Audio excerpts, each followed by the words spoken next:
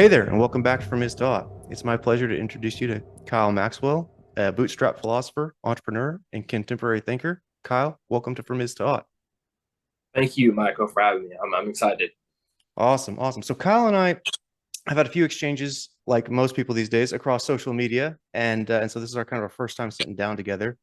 Kyle, I mentioned that you kind of have this kind of interesting background in terms of what you're doing now, but I was hoping you could kind of fill us in and tell us the story before, we get into what you're doing these days. What's your story leading up to what you're doing now? Well, that's gonna take me like 3 hours. So I'm Okay, going to try to truncate that down as much as possible. sure. So I originally came from the almost getting into the music industry. I had a record label, Heart of Music Entertainment. So you can kind of Google that on internet if you want. It's even the logo is Okay. tattooed on me, so that you can tell how serious I was about that. Hmm. I was managing music artists. I had one, two, three, four, five. Had like five people working with me at the time. I had like six artists. We were really doing it, and kind of just fell apart because especially in 2020, because I used to be woke. Mm. I really came from never. I was never a leftist. I was never a committed leftist, but I was woke. I was in that intermediary between being fiscally conservative and being ignorant to being like just a full on like blue haired leftist. I was in the middle. That's what Okay. wokeism actually is. It's the waiting room. It's like it's the batch that you're getting groomed by leftist ideology. That's what being woke. That's what being woke is. So I was in that group, but I wasn't really about that life. So 2020, those BLM riots, all that stuff started, and I posted a black square. This was the culmination of this whole entire thing Hmm. of the next journey of my life after the music stuff collapsed, after all that hip hop stuff was over. I'm not gonna get into that because that's gonna take me. That's gonna take. I'm gonna need like 10 hours to explain all that because it's gonna not make sense. Okay. So I'll jump to this spot after 2020, after everything fell apart, and I posted, and so during the BLM riots and COVID and all that stuff, I posted a black square. Like Hmm. I was one of those people who were, promoting BLM stuff just in 2019, 2020. Hmm. So for context, like I was living that woke life. I was in it. I was posting stuff. I was still making content at that point. Even my content was starting to get woke. Mm. Even my content was getting woke. I still have videos on Twitter of me talking about redlining and Mm. systemic racism. So you guys can go check that out. And it wasn't until I, started discovering the what do they call it? The DDW, the dark intellect, the IDW, the Hmm. people on the intellectual dark web, like Ben and Jordan, and and just seeing how Antifa and BLM were starting to act demonic, something that alerted something in my soul. I'm like, this isn't right. And Mm. you guys are going up to innocent people just trying to enjoy a sandwich, and you're like, oh, say Black Lives Matter, say this, or Mm. you're racist, or you're this, or you're that. Like, what the Mm. hell is this? Like, what is that? Thought this was like I was so naive. I was so blown away by the fancy speeches and the movements and the Instagram posts and stuff. I was so blown away. But then when I would look on what was going on behind the scenes on the street, this is like a literally a leftist revolution. Mm. So I seen that and I was like, it's kind of weird. What is all this stuff anyway? Where all this come from? So I started, digging knowledge. I started reading. Mm. I never read a book in my whole entire life up until 2020. I never a reader up until like 3 years ago, and now I Okay. have a whole freaking bookshelf now. That's funny how that works out. Right. So I'm like, I'm not. So that's why I'm saying I'm not an expert because I'm 3 years into this, so I don't want anyone thinking that like what I'm saying is like the freaking gospel because I could be wrong about everything. Hmm. Socrates said he didn't know anything. So this one of the Hmm. smartest guys who ever existed said he was clueless. Like who the hell are anyone to promote themselves as some type of expert? But anyway, There you go.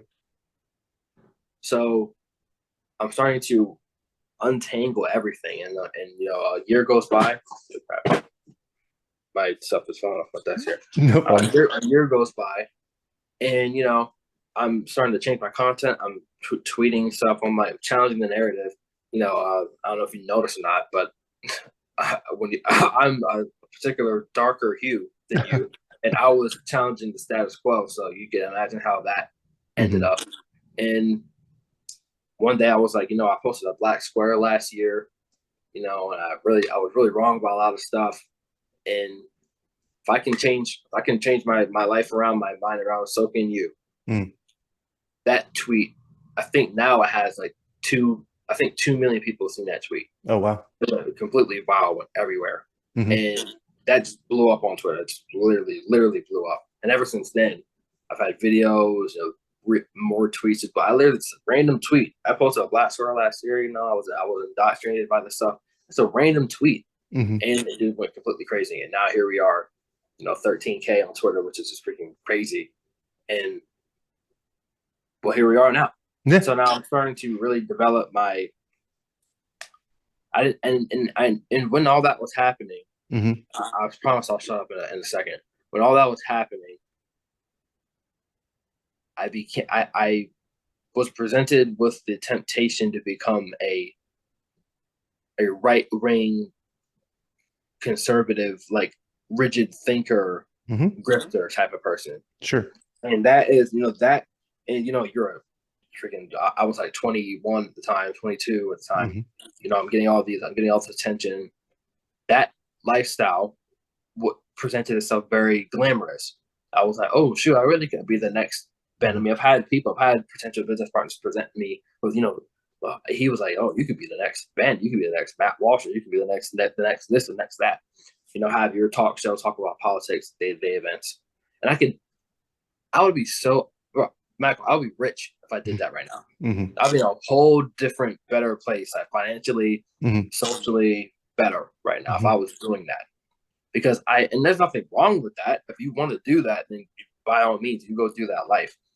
But I had a conversation with a friend, and she completely, her name is Nicole Murphy. She has an Instagram live show. You should I'll try to remember to send it to you after this. We had a conversation. She was on my podcast, and I was trying to tell her, like, yeah, you got to beat people's head over. You got to beat the truth over people's head, and we got to get those liberals, and we got to make them. We got to force our beliefs on them. I crossed my hands like this, and she was like, "Well, you're saying that you just shit." And she presented. She was like, you're doing the same exact thing they're doing, right? You're shoving your beliefs down their throat. And like that, I was like, oh crap, like I'm a hypocrite. Like when she said that, I was like, holy crap. So then I had another self-reflection. I'm like, yeah, I'm becoming one of those people that the left thinks that conservatives are like. I was becoming a parody of the right. Sure. Not being open-minded. Being closed-minded and conserving everything. What's the telos of conservation? The same thing, the same telos as endless progressivism. We're just gonna go out and progress until we fall off a cliff. It happens in the exact same reverse, where we're just gonna hold on to everything. We're gonna get stagnant. We're gonna conserve everything. Nothing changes. Right. Authoritative right. Same exact thing. So you have to be aware of those two planes. So I was thankful I had that interaction as well. So it's so crazy. So I got saved from being a wacky blue-haired leftist, and then a year later I got saved from becoming somebody who like a Bible thumping like authoritarian. So it was getting to that point. Like every tweet was about politics. Like every single tweet. You go look at it. So I got saved from both things. So now I'm like in this weird middle spot with all these people who like read or are smart and we're talking about like foundational theories and people and like people without history, and then this middle spot. And I think this is the most comfortable I've been in. And when I got to this spot, I was like, yeah, I belong right here in the middle. I think this is where the medium exists, because both sides are trying to use a pun here for the show. Both, when you get the extreme sides are trying to derive the art from the is. Right. The left side is saying, okay, well, here's our dogma, and this is what the world presents itself as. So therefore, we must do X. And you on the opposite side, they're saying, oh, well, our book says this book that was written thousands of years ago says this, so therefore we should all respect it and abide by it. If you look at it simply like that, both sides are trying to extract that off from the is. And I think the answer is to, number one, reject that temptation to just hop from the sense data to what you ought to do. But I think the answer is what we already know. The answer is, well, what do you think? Well, I think this. Well, what do you think? Well, I think this. That is the answer. This, the interaction, the dialogue between the both hemispheres. That is where that is what the answer is. The answer is not a proposition. The answer is something you participate in. That is what the dialogo said. That is what the answer is. When I discovered that, I was like, holy crap, that's what we should be doing. So it's not about being right. It's about what should be at the highest place. Who the hell, what the hell do I know about that? If it was that so self-evident, what should be highest? There are grown adults who are running the government right now. You know, if it was just so damn easy to know what was most valuable and what we ought to do, okay, well, why are kids killing themselves? Why are we ripping the penises off of kids? Why are we sending billions of dollars to some country in freaking like Eurasia? Like, what are we doing? Why if everything was so self-evident, why is everything on the verge of potentially falling apart? If what ought to be is so self-evident from what is. So obviously there's some sort of thing that we're not getting right on both sides. So how do you decipher what we should do? It's through that dialogue, it's through the speech. Now, it just so happens that one side thinks that there is no such thing as that common dialogue. And the other side thinks that the other side has to not fall temptation to the idea that what is true is what we decide on, because that's what democracy is. That's a very good critique, a Muslim critique. Actually, it is an Islam critique of democracy. Of, okay, well, we all just say this is right. Does that indicate that should be right? So you're playing with fire no matter what. You had to set a democracy, and this is all we agree on. Well, this is all what we agree on. Well, okay, 60 years ago, we all agreed that I was 3/5 of a human being. So it's like you're on a slippery slope there with democracy. Right. Now, if you jump to authoritarianism or a totalitarian state, well, obviously we all know the slippery slope there. So I think the answer is always in the middle. Charles rambling there, but no, you're fine. I think the answer is in the middle. It's through podcasts like this where we can talk and have discussion. So I think what I'm doing with my content, I hope that's what I'm doing, is I'm really trying to start the conversation, because that's the only way. It's the only way. Okay. So let's see. Tell me if this is a fair, rough summary. You kind of started out in music/entertainment. You had a left-leaning persuasion that I'm sure was intrinsically motivated by, for all the right reasons, right? This wasn't some Herbert Marcuse thing that you had imbibed and you were being very cynical. You had very good intentions, no doubt, but you saw things manifest in the real world that said something like, if the ideology that I'm espousing is good, moral, and just, then this would not be manifesting in the world by my fellow travelers. So you stumbled into the IDW. For those who don't know, it's a classically liberal to mildly conservative, but social justice skeptical group of thinkers from very diverse cultural and philosophical backgrounds. That kind of shapes how you think in terms of reasoning through problems, as well as the mechanism of reason, as played out between dyadic conversations and conversations at a societal level. And what I took away at the end there was something like neither side has exclusively has all the right answers, and that the mechanism by which we find the right answers is what needs to be preserved, even though in the modern age it seems as though there's a intellectual strain on, let's say, the left that says that that mechanism is just tyrannical and oppressive, and there's a tendency on the right to say, okay, fine, well, if it's just all will to power, then we're going to play to win.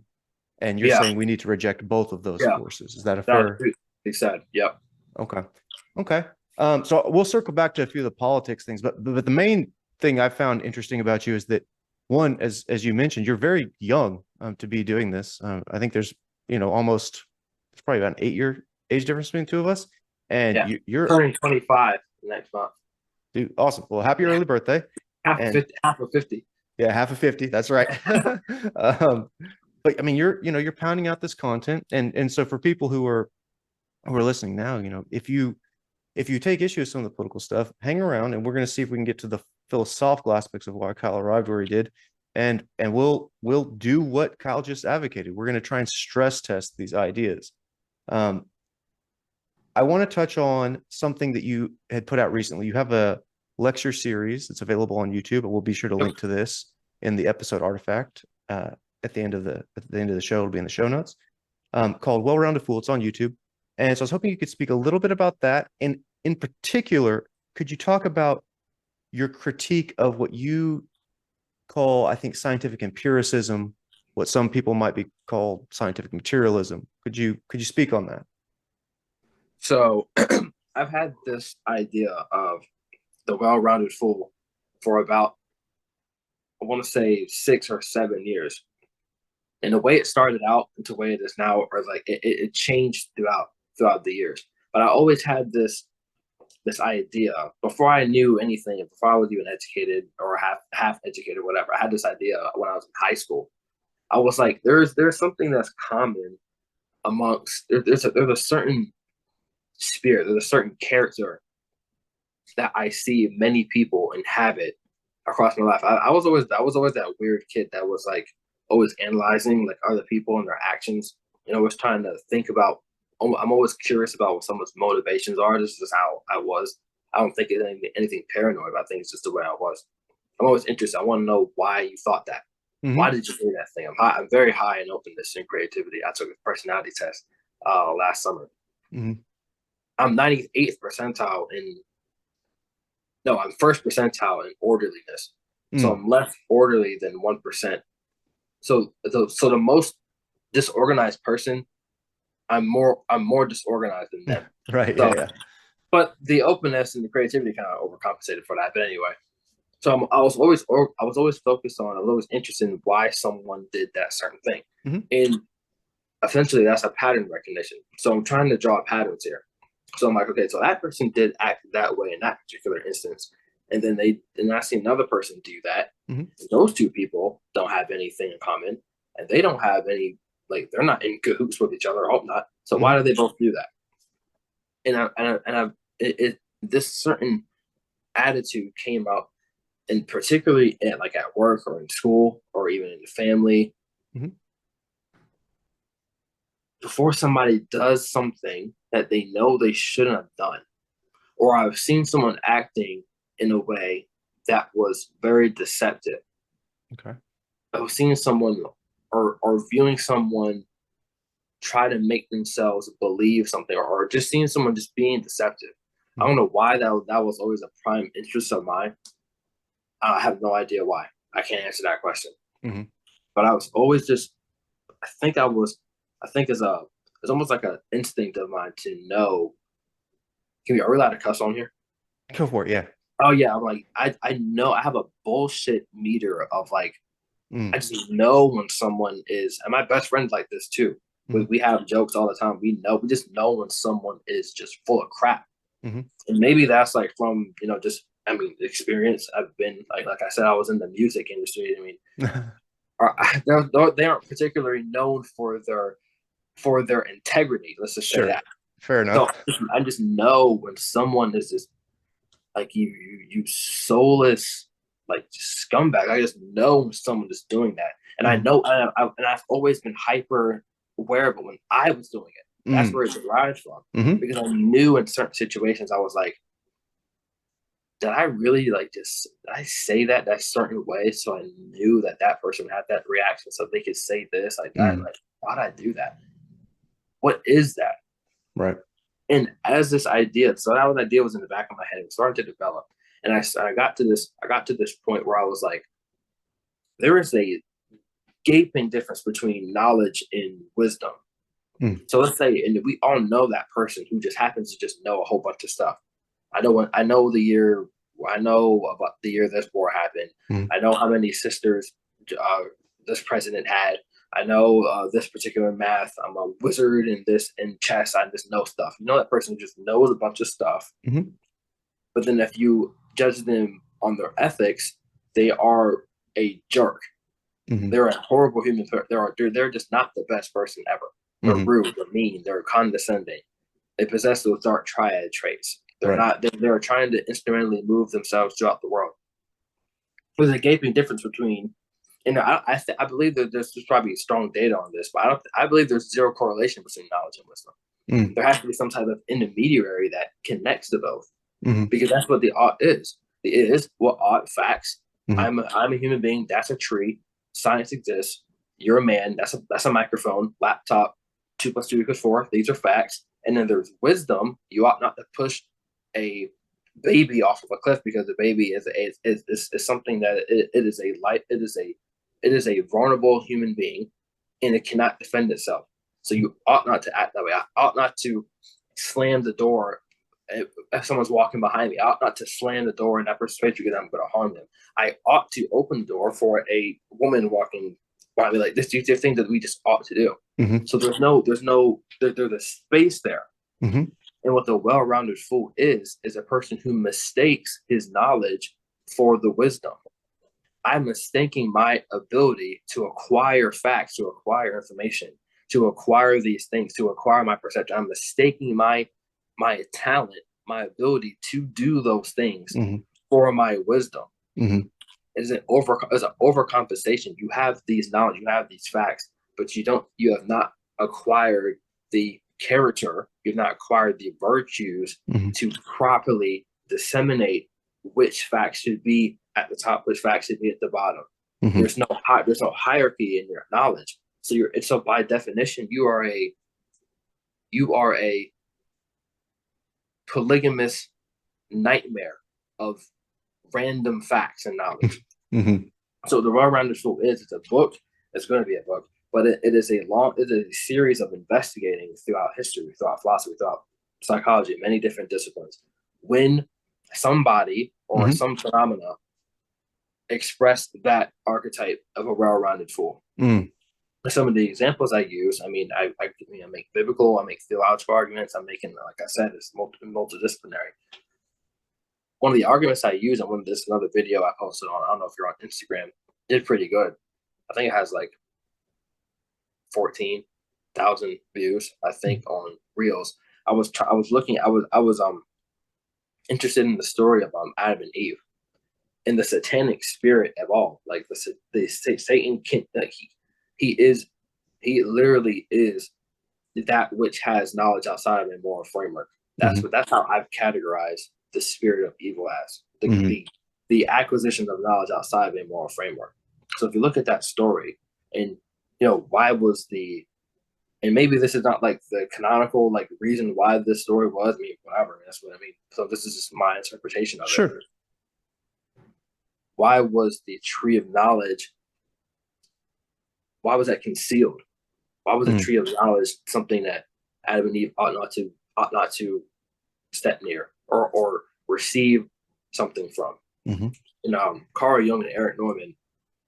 Eric Norman was the student of Carl Jung. He wrote this really great book called the History and Origins of Consciousness. And Mhm. it's a really, really great book. And in the beginning, Eric Norman was talking about the moral underpinnings behind actions. and Jung, and he's, people there's always critics of Jung. They're saying like he's like a crazy, like cuckoo, like mystic guy, and maybe he was, but you can't. We should be able to, like you said, separate the wheat from the chaff. What's some interesting things he said, Right. and by far he has more interesting things to say. So I don't care if he went on in his later works and started talking about like his synchronicity. Some of that stuff is legit. Like some of it is, some of it isn't. But one of the interesting things that Eric Neumann said was he was talking about the concept of eating. Mm-hmm. Like we eat in groups. Like prehistorically, we used to eat. And eating itself is he said it is a religious action of eating. You're Mm-hmm. putting your because to eat something is to value it. You value yourself. You're trying to insert something that you see into yourself so that it can become a part of you. You're trying to preserve yourself because you believe that you are an entity worth existing. Like that is literally why we eat. Now there's also a deeply uncontrolled biological reason why we eat, because we obviously can't function if we can't eat. But what happens when you haven't eaten in a while? What's the only thing you think about? The only thing you think about is eating. What happens if you're very, very thirsty? Mm-hmm. That becomes the reason why you exist. So it's a push and a tug. What we extremely lack becomes our God. Mm-hmm. And what we chase after, what we center everything out, what we focus our attention on for that particular moment, just like those deeper biological motivations like hunger or thirst or those sexual desires. If we seek out something, that momentarily becomes our God. Mm-hmm. So that's what Eric Norman is saying. What guides our attention for that specific moment, that in a specific way becomes your highest value in that moment. Mm-hmm. So keep that in mind. So what did that fruit represent? When that snake said, "You shall eat from this fruit, and ye shall be gods," Mm-hmm. that came up again. Why was "ye shall be gods"? Why is God and eating something? Why? What is that with that connection there? Mm-hmm. There's something you're directing, you're orienting your perception towards this object so you can eat it, so you can gain what? Ye shall be gods. And this is a tree of knowledge. Mm-hmm. Why wasn't it a tree of facts? Why wasn't it a tree of truth? Why wasn't it a tree of power? Why wasn't it a tree of prosperity? Why wasn't the tree of sexual desires? It was a tree of knowledge. Knowledge. Mm-hmm. So the word knowledge comes from that Greek word gnosis. Gnosis is literally to know. That I believe the Garden of Eden was the first eradication of Gnosticism. That was literally the first thing that happened. That mental masturbation of relativity and and that the whole entire Gnostic mythology, that was the first thing that was casted out, and right from the beginning. Because that Gnostic way of that Gnosticism with the capital G, that is the acquisition of knowledge outside of a moral framework. Because God said, "Don't eat that fruit from that tree." Mm-hmm. And the serpent told them, "Well, if you did know that, you could acquire this superpower." So what has happened? What is happening throughout culture right now? When we acquire information, so when we want to know something, what are the motivations behind that? What do you want to know? If I'm asking you, okay, well, you want to get on my podcast? Why? So we can talk, or so I can make you look like the inferior one, and so I can get a whole bunch of followers, so I can promote myself. It works. It abstracts in the particular instances, but it all derives from that root of my perception is being guided towards something. What is the motivation? The motivation was to be a god. The motivation was to be better than what has created me. And that was casted out right from the beginning. The well-rounded fool is the person who acquires information, who acquires actions, who acquires people, who talks to people, who asks questions. Mm-hmm. That's another big one. Someone who asks questions outside of a moral framework. You know how devious that is? to ask somebody a specific question in a twisted, contorted way so you can make them answer it in a way that only pursues what you wanted. You know how twisted that is? That archetype itself, the person who does, who embodies that, that is what the well-rounded fool is. Maybe I sound like a schizophrenic right now, but it makes sense in my head. That is what I'm hyper focused on, and I'm trying to explore how many other instances how has that occurred when someone was acquiring that information outside of a moral framework to pursue their own wants, to pursue their own goods. And that's happened. I mean, it's literally happening right now. The acquisition of knowledge. Okay, so we can. I mean, that's what leads to scientism. This is what leads to hyper scientific, and this is what leads to the next question. Okay, so we can. So here's what's going to happen if we implement this specific policy, this specific rule, and it's going to hypothetically help X, Y, and Z. So therefore, we're going to do it. Or this new assisted suicide thing that's coming up in culture today. Well, all these people want to die, so we're going to implement a system that's going to help these people do what they want to do, which is to not exist anymore.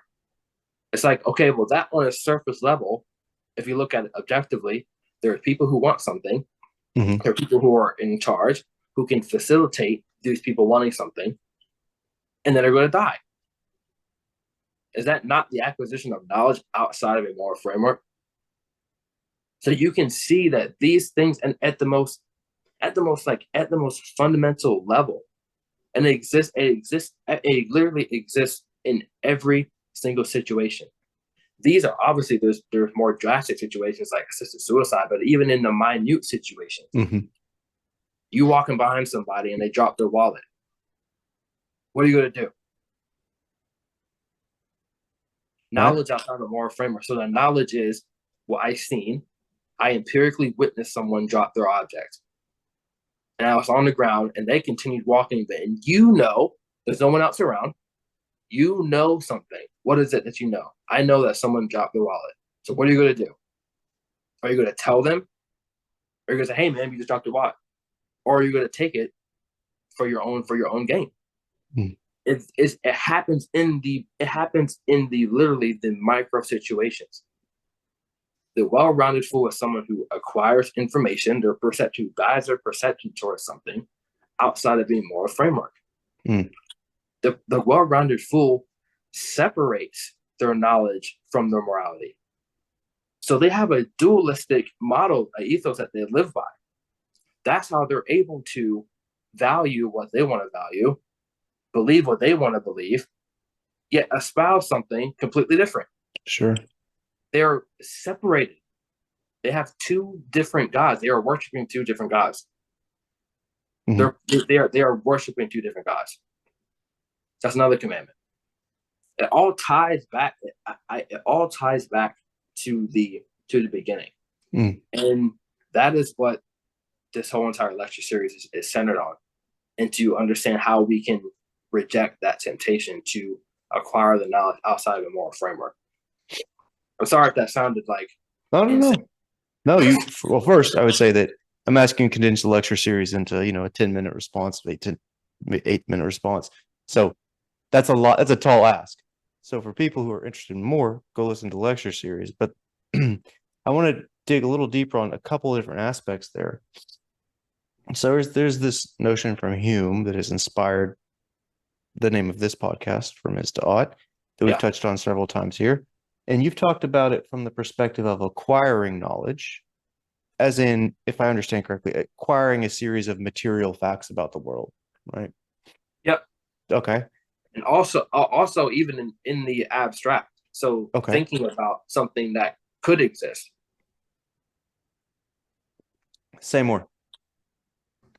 I actually believe so. I think I posted this video yesterday. I think that evil exists. I don't think that evil is a material phenomenon. I think it's something that exists in the metaphysical world. It's something that exists in the culmination of it. Because if you have to think about it, it's like Okay, well, Hitler didn't just wake up one day and just create Auschwitz and just toss those people in there. Like, had to come from somewhere. Where did it come from? Hmm. You want to draw it back to the Enabling Act when he disabled the Constitution of Germany? You want to tie it back to there, or do you want to? I mean, is it that? Is it that what when on the piece of paper when they stalled the Constitution for the rights of those people, so that I mean, do you want to? I mean, is that the fun? Is that the foundation, Right. or was it when he was in prison and he was writing Mein Kampf when he was expressing when he was expressing his hatred Mm-hmm. towards towards the Jewish people, when he was expressing his hatred, he said verbatim, if he was in charge, he was a general in the First World War. He said if he was in charge of it, if he was in charge of it all, it would have been better. Germany would have prevailed. He said that. You know how narcissistic that is to say that? If I was in charge, all this would be better. Yeah. All right. That is like the archetype of a politician, by the way. That's Well, what a politician has to think that. it selects for that, certainly. A presidential candidate. If I'm in charge, everything's gonna be better. Mm-hmm. That is the ethos you're acting out. So I think the evil exists and the well-rounded fool exists in the abstract. And it exists in the he wrote it down. It was a dream, it was a fantasy he had. Mm-hmm. His Lebensraum. That's the German word for the living space. He viewed Germany as his living space. Germany was sacred, but he was romantic about Germany. It started in the gospel. It started from he was an apostle for hatred and evil. Mm. And he was a prophet, and he prophesied what he was going to do, and he did it.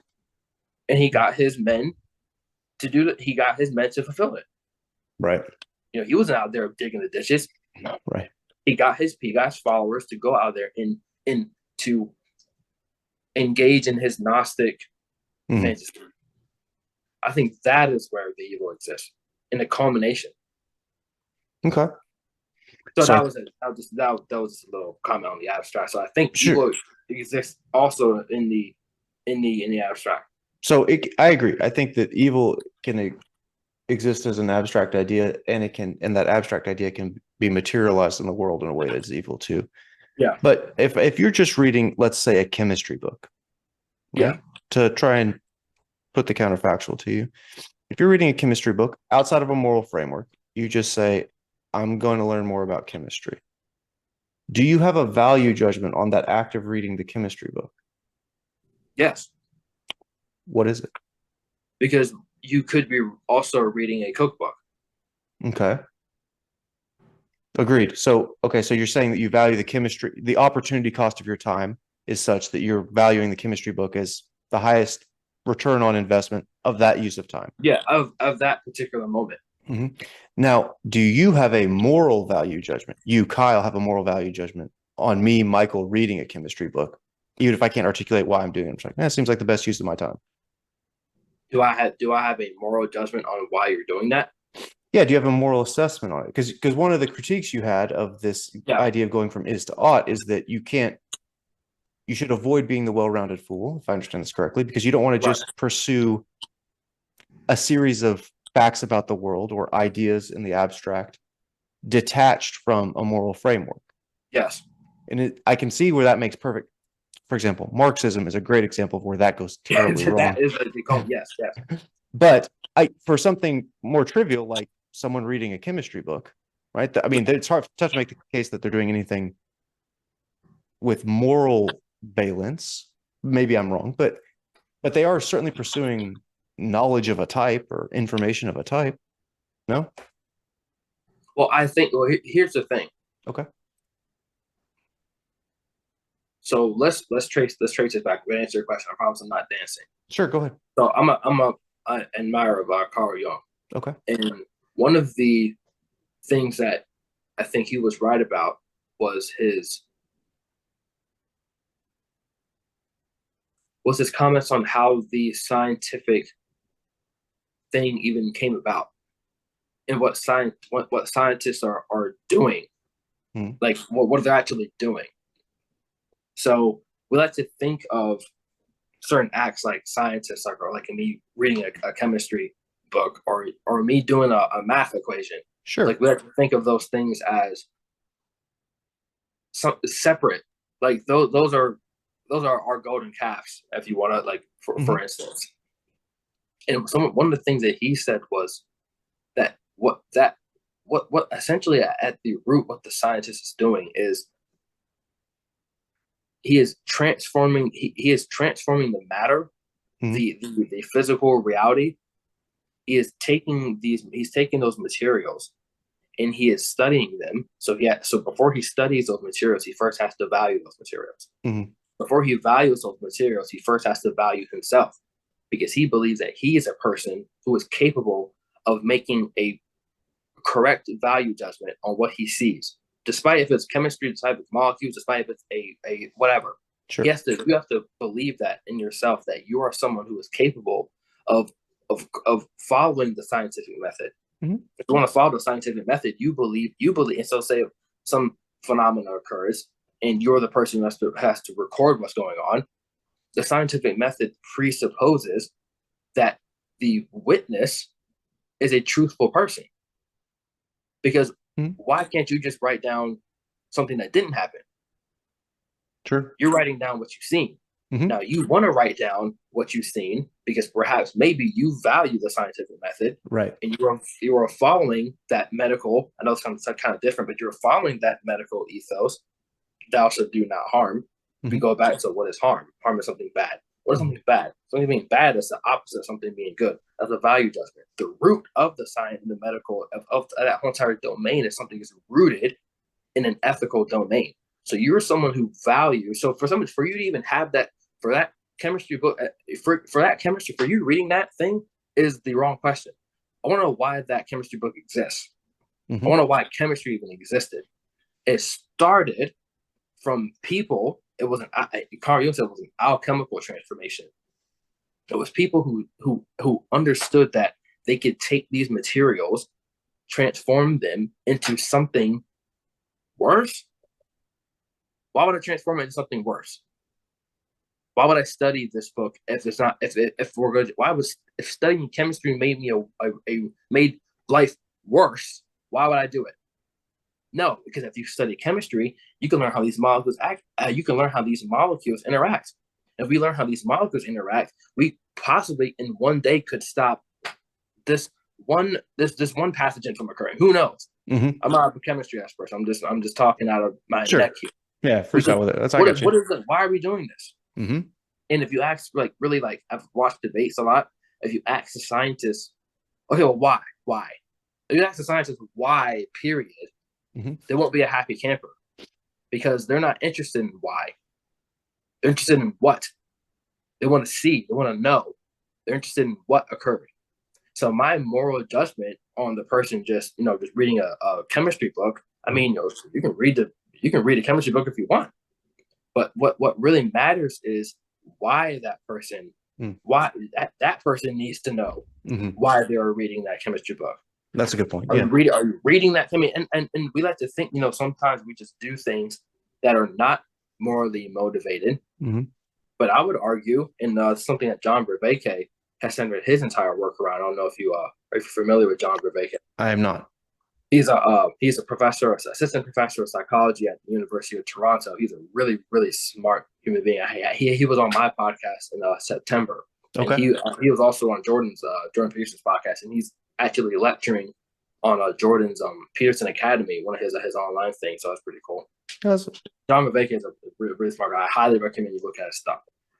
So he's centered his whole work around this idea of relevance realization. That sounds really, what's that? It sounds very fancy. What is that? So his fundamental question is similar to mine. A lot of the stuff I do is inspired by him. What is guiding Michael's attention? What is guiding that? Right. So there's an infinite amount of things that we could be paying attention. You could be talking, you could be watching the sports, you could be watching, the game. You could be watching something else that you shouldn't be watching. Who knows? But there's something, we're doing one thing right now. Right. Why are we doing this one thing? So the thesis is, there's a billion things that we could be doing, but we center in on one thing. And this is not just a whole bunch of like intellectual like gobbledygook or anything. It's actually centered in like actual cognitive science. Because if you look at the amount of neural firings that can go off in our brain is about, I think is about like 10,000 to the, I think it's like 10,000 to like the 10,000th power. That's some crazy number. It's plenty. Of the potential, the potential fires that can occur in our brain. That number is smaller than the potential actions that someone can partake in. So we have less. So on a neurological level, we have less ability to acquire information than things that we can actually do, even on that level. So you have to ask yourself, why is it that I'm doing this one thing and not the other? Well, one answer is because you just physically can't do it. Well, on the other side is, wait, maybe my actions are guided towards what I value the most. Why am I? We like to think that, what is this? This is a cigarette. I'm just smoking a cigarette. I was like, yes. In the most empirical analysis possible, yes, you are smoking that cigarette. But why are you smoking that cigarette? Oh, because because I wanted one. Why do you want that cigarette? It was because I started smoking when I was 10. Blah blah blah. Why did you start smoking when you were 10? Oh, because I hung around this guy. Well, why'd you hang around that guy? It's because he made me feel like I mattered. Why did that guy make you feel like you mattered? Oh, because I didn't have parents. I was an orphan. Why were you an orphan? Because it starts all the way back to that point of childhood trauma, believe it or not. And we like to think that we can just do things and there's no other deeper motivations behind it. We like to abstract and say this is just a thing in and of itself. But what the real answer, it traces all the way back. Carl Jung said, if you show me a sane man, and I will cure him. So you like to think that I'm just doing this thing. That means something's wrong. If you're doing something and you're just so confident in it that there's just nothing wrong, show me a sane man, and I will. So that obviously that's like he's being tongue in cheek about it. Right. Well, I think what he was saying was, if you're just too comfortable and you're not worried about how this could be potentially harming me, that means there's actually something wrong. Right. Because you should always be, even reading a chemistry book. I'm reading this chemistry book because I want to be a good chemist. I'm not just reading this chemistry book so I can take a picture of it, so I can post it on my Instagram story and make it look like I'm a smart person. So then I can get that other girl who's in my chemistry class to ask me out on a date. No, I'm reading this chemistry book because I actually value what's in this book. Yeah. Everything, down to even reading a book, is a value judgment. Now, hyper focusing on this has the potential to make you kind of weird. But I think it's I think it's important, because that moral judgment, staring down on just the mere objective reality, is what religion has always done forever. Look at you guys. You guys are out here. What do street preachers do? I've been watching a lot of street preacher pride parades, and not street preacher pride parades. I've been watching a lot of videos of preachers preaching at pride parades. Okay. And the people who are in these parades, if you kind of deconstruct it, the people who are, take away, whatever LGBT, take away all that stuff. Sure. There is a group of people who truly believe that they're just doing something for its own sake, and they're not harming anyone. And then there is one single figure that is taking their symbol. Could be a flag, could be a pronoun, could be a book. He's taking their symbol, he's rising it to the highest point of abstraction, and that symbol is reflecting on them. And they're saying, oh no, we're just out here in this parade, we're not doing anything wrong. He's making a value judgment, because these people who are they are being worldly. They're losing themselves in the world. That's what the Christians have always been saying. Don't stop being worldly. Don't be of this world. There is a higher judgment. There is no higher judgment when you're in collective groups like that. When you're in a collective group, you are no longer Michael in that group. You are a agent of this group. Mhm. There is no leader. I mean, literally, it's in their socialist doctrine. There is no that their doctrines are set up for there to be no leaders. Sure. So when there's a leader out there, he raises a value judgment. How's that going to make everyone feel? He's casting judgment on them, Mhm. on their sins, because they are caught up in the action. Mhm. They have removed. They have this dualistic. They have this dualistic ethos. They are holding one thing to be true and Mhm. they're proving another. And they are separated. Mhm. They're separated. Yeah. And what the person does, the truth teller in the middle, he's making that known. That even I don't care if it's a parade, I don't care if it's a book, I don't care if you're even just drinking a soda. Mhm. Every single action is a value judgment. There is no thing that exists outside of a moral judgment. And I truly believe that. So I think that's a fairly, I don't mean this is a pejorative, I mean this is a descriptive. I think that's a pretty extreme belief. For example, if you Yeah. sampled the population, I don't think many would believe that. But I think many of the people that you read and whose ideas you're articulating in the modern age do subscribe to that, or they tend to more than they would not, the Jungian aspect.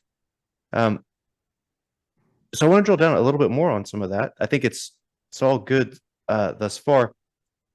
Um, one thing I wanted to touch on was I have this thing when you said scientists aren't interested in why, they're interested in what. I think that there's a couple of things here. One, there is a material difference between the natural sciences and the social sciences in terms of Yeah. the orientation that they take, obviously. So let's confine our, because I think for the natural sciences, for example, you could still make moral judgments about, for example, exploring nuclear energy. I think Yeah. that's totally fine. But you're most likely what you're going to be doing there is you're going to be making some sort of consequentialist argument. But the social science case, I think, is very clear that there are people in many different ideological camps, some camps that disagree with each other immensely, that would say,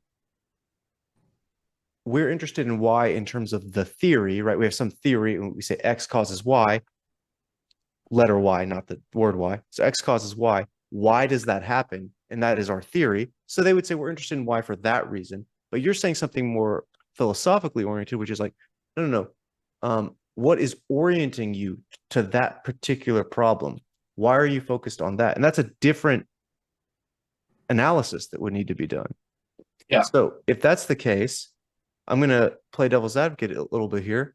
Great. I love it. Okay, so the social justice left, and again, I mean that descriptively, I don't mean that pejoratively. The social justice left would say something like, there are certain strands of science that have a very dark history, and they have a point there. Yeah. And you material scientists in the liberal Western world, you want to say that we can explore any ideas as long as those ideas don't cause direct harm in the world. We're saying that your exploration of those ideas cause harm. Therefore, you shouldn't study those questions. It sounds to me like you would agree with them. You may not agree on what those questions are, but you would agree that that's an appropriate analysis to take. Do I understand? Okay. Yeah. So you're saying that so you're saying like a more radical person on the left scientific realm would say they would heavily object to like something like conversion therapy because that's something that is immoral. And someone on the right would object, who's even in the practice of science would object to so-called gender affirming care, right? Yeah. So, and my understanding is that you're saying something roughly like, we need to be considered in what we're exploring. We don't want to just explore because we can explore. Yeah. The Ian Malcolm line, you were so busy thinking whether or not you could do something, you didn't stop to think whether or not you should. That's great. Is that your belief system, or are you more of the classically liberal persuasion, which is like science is an open, fair game as long as we're not causing any direct harm in the direct application of science? So I like the question, but I think the question is part. of the deeper problem. Okay. Because I don't think that I don't think the proper level of analysis is, well, what should we do about this whole science thing? Mm-hmm. Because I don't believe that science exists. The hell was that? Oh, Still no. there? Yeah, I'm here. Oh yeah, I think my freaking phone's died. Hold on. No worries. Charge. Take your time.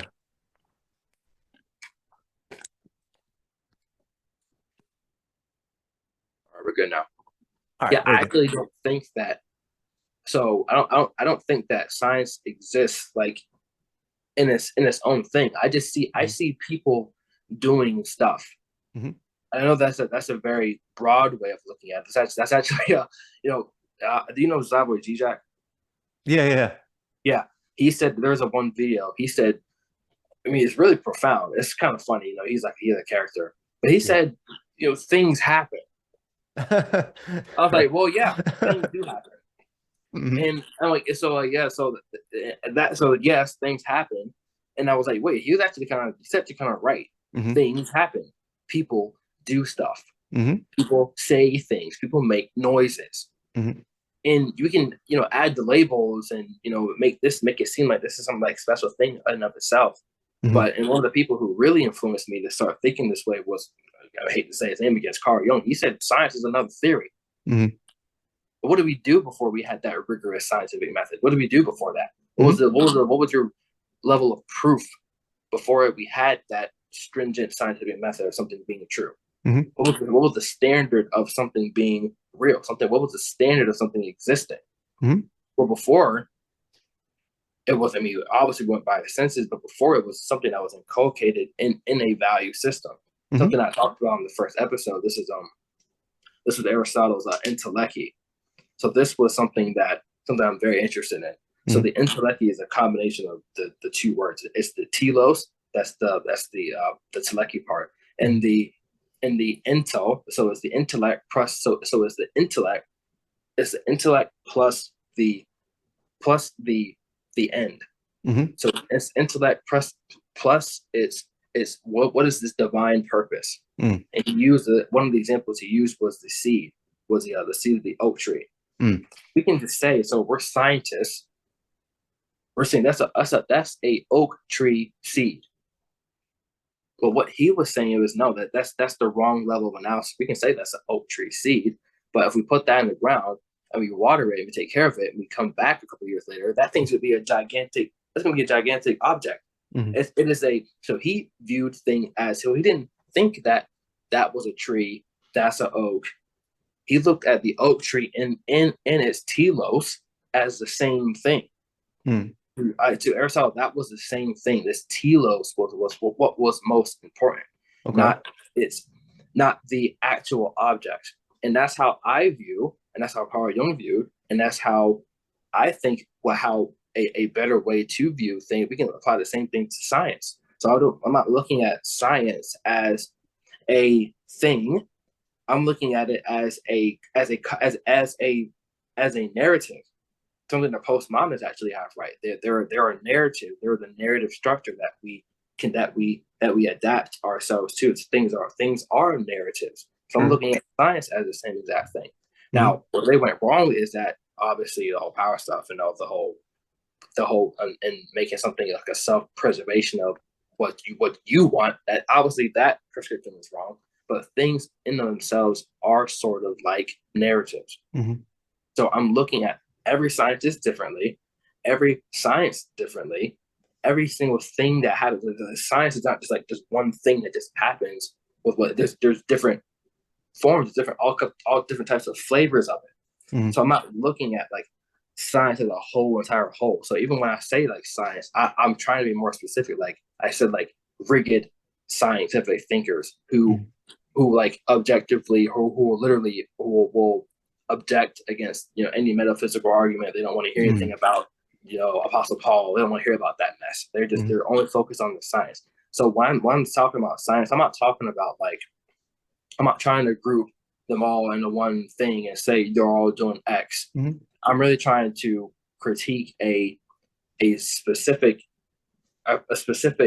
genre of science that exists. that genre of, if we can prove this thing to be true, then this is the gospel, like that Fauci sort of science. That's what I'm really trying to get at.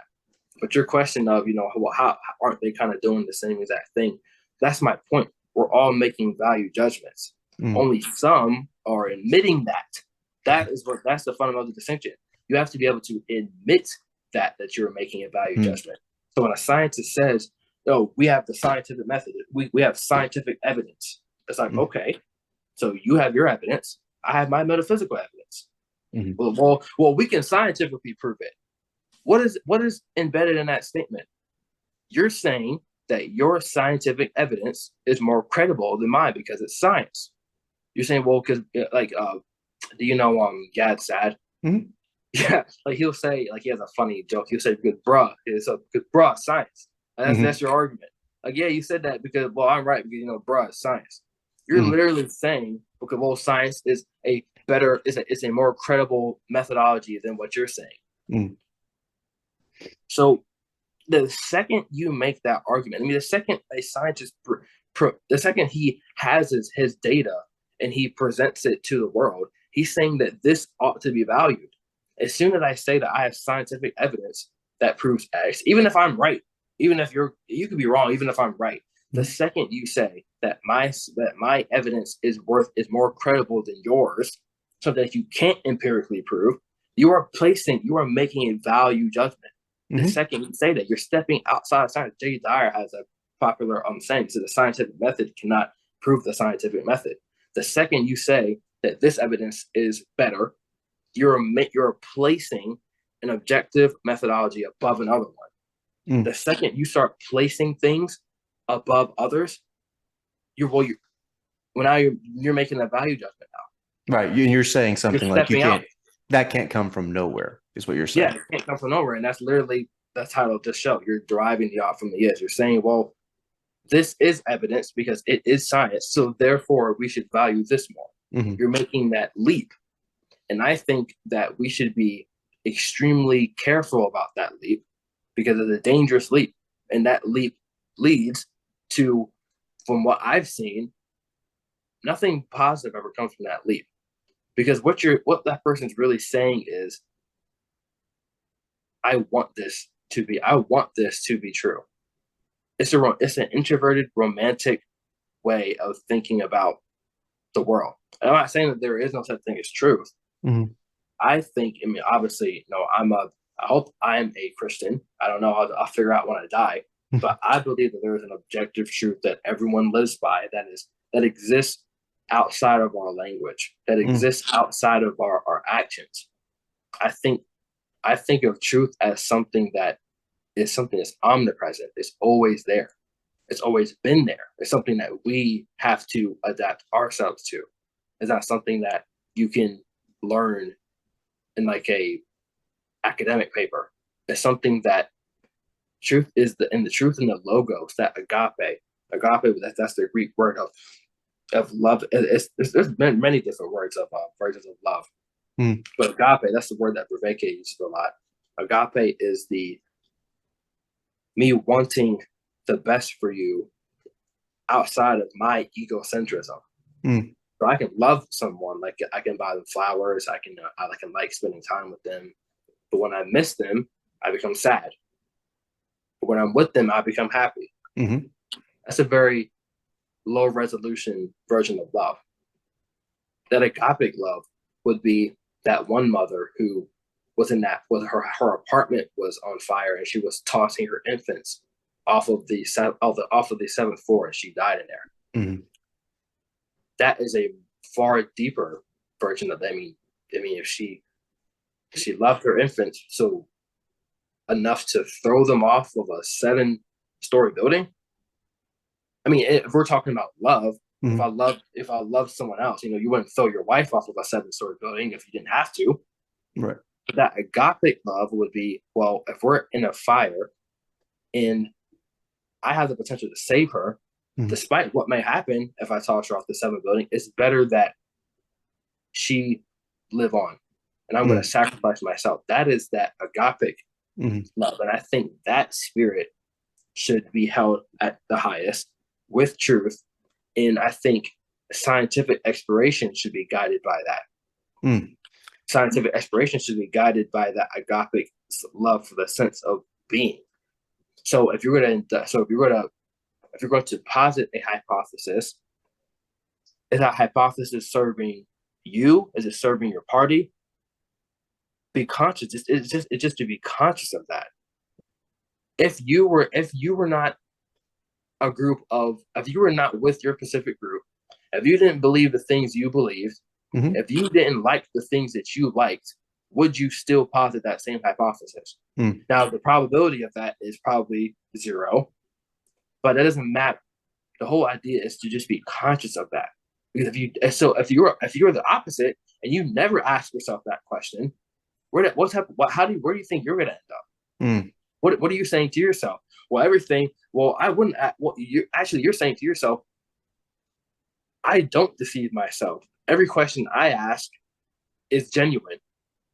I never deceive myself. I'm not susceptible to self-deception. Mm. That's for the lesser folk. That's what that person's saying to themselves. That's what Hitler said to himself too. He said, if he was in charge, everything would be better. Right. Right. That is the experience of someone who matters.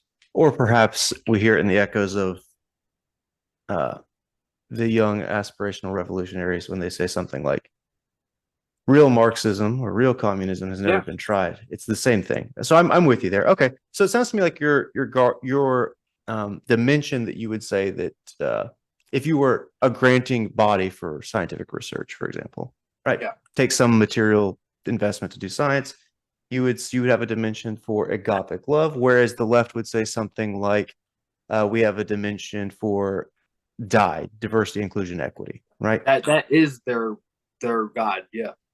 So okay, but I just want to be clear because like I'm trying to give them a fair shake, and I think you in a way are as well. You said they have a point, which is something like you are both critiquing what is a more Western liberal tradition of science abstracted away from the extended material consequences and unexamined motivations that go into the science. Okay. Yeah. I mean, again, I think that's an extreme view in that it's not very common, but it is interesting. And I suspect that there are going to be some people who listen to this who are not, who haven't been inculcated in the practice of science, that will very much appeal to. And I suspect there will be people who are inculcated in the practice of science who will think, much like you just wrapped up with, which is like, no, I'm above that, or like, I don't have to worry about that. And perhaps that's true, but I would argue that there is that scientists do have an ethos, a responsibility to examine motivations. That's not to say that you should be cynical about it or make assumptions, but to examine motivations and seek to be at least not destructive or deconstructive, but to try and build things up, but at least not to tear things down unnecessarily. And to be fair, to the person who may object to, that way of looking at the world, I don't even think that critiquing me would be even reasonable, because this is this process is an age-old critique, and this is actually found in Stoicism a lot. So when I was reading Meditations, Marcus Aurelius said, he was known for his abstinence. He said sex is nothing but the body's. He said something like nothing. Sex is the friction of flesh and the transmutation of fluids, of bodily fluids. So when he said that, he's not saying that that's all what sex is. Sure. He had an enlightened sense of, he was able to separate the event from the purpose. He was able to separate the event, what's actually happened from the purpose. That's something that I believe Clifford Geertz talked about this the agent arena relationship. So it's the same thing with the oak tree and the seed. So at the most fundamental level, yes, these are two human beings who are combining their bodies and who are sharing liquid. Mhm. Like you need to be aware. That is what a scientist would be interested in. The scientist, their job is to examine those things. So what is going on? But also, that could be this same process could be a a mutual enjoining of two people who love each other, Mhm. preferably a man and a woman. That's kind of the only way. Two people joining together who have an affinity for each other, Mm. trying to make a baby, trying to Mm. start a family. That all the that whole stuff is not romantic. This what's going on down here. We're not imposing anything on that. I think when Marcus Aurelius was describing what that was, what sex was, he was using that as he wasn't saying that oh, this is all sex was, and he wasn't saying that this is what sex is this magical loving event. Mm. I believe he was saying that don't you be confusing the event with the purpose, Mm. because these things are two different things. He just wants you to be aware of that. Mm. When that actually when they were in where they were in they were fighting some country. It was maybe I think it was what now would be considered probably I think it was Germany somewhere, some country. They were fighting. They were in some battle, him and his brother, and they won. And so when his brother came returning back to wherever they were at, just Rome or whatever, they had this huge party. The Romans got down, Michael. The Romans got down. Orgies everywhere. Marcus Aurelius was in his room reading a book while there is a 20, 30 plus orgy occurring Mhm. in his gigantic house. Yeah. So this showed you that. I mean, this showed you the level of even in the same ecosystem as like a gigantic orgy occurring. Mhm. I'm going to be in my room. I'm going to read this book. He was able to separate just because there's something like that going on outside of my door doesn't mean I have to participate in it. Right. I'm doing my thing because that's what I'm valuing. He's not letting the outside stimuli Mhm. affect what he is doing inside of his head. And even if he did decide to put that book down and go have some fun, it was because he made that conscious decision to do so. Mm. He was extremely interested in perception, guided perception. If he was going to put that book down and go have some fun, it was because he made that decision. Mhm. So if you're going to sacrifice, that's a sacrifice. I want to do this. I'm going to put it aside because I want to go do something else. So if you're going to make that decision, even in a case like that, that's a value judgment. It's a sacrifice. Yeah, sure. So it's just to be conscious of it. Yes, it could have been a mindless decision. It could be because that book was boring, but just to be aware of it. So Mhm. next time when something else is going on, if you're in a house, if you're at your house, someone calls you out and say, "Hey man, we're having some fun with the guys. You want to have a drink?" It's it's just to be consciously aware of that. Did I go out because I feel entitled to please my friends? Did Mhm. I go out because I'm not interested in this book? Like, why? Why? It's that Right. goes back to that question of why. Why Mhm. did I do that? People like Marcus Aurelius, he had his flaws, but I think that something that we can learn from the Stoics is that they were obsessed. They're obsessed with why. And I don't agree with everything with Stoicism. For instance, I don't think that we can. I don't think putting like the agony and putting like the strength of everything is on us. It's Mhm. like everything's on me. Like enduring that pain. It's like I'm gonna take everything. We just physically because we know now, like more and more modern figures just know now that you just can't do those type of things unless unless you have been inculcated. I mean, people just didn't just become stoic out of nowhere. Like just Sure. proved out of their they were growing up in that school. They were wearing those robes. They were sleeping on the floor. They were being groomed Mhm. into stoic Greek life. They didn't just. It wasn't like some 35-year-old guy who just picked up this meditations and now he wants to be a stoic. Now it didn't happen like that. It was something that you were groomed in this lifestyle. You were educated as a kid. It's something that literally that you were put in. Mhm. So there's something. So I don't agree with Stoics to them all in a whole, but something we can learn from it is they were extremely questioned about why. There Mhm. was another Stoic thinker who said something, I forgot who it was, but he said, "Don't listen to the words coming out of my mouth. Listen to what connects them together." Mm.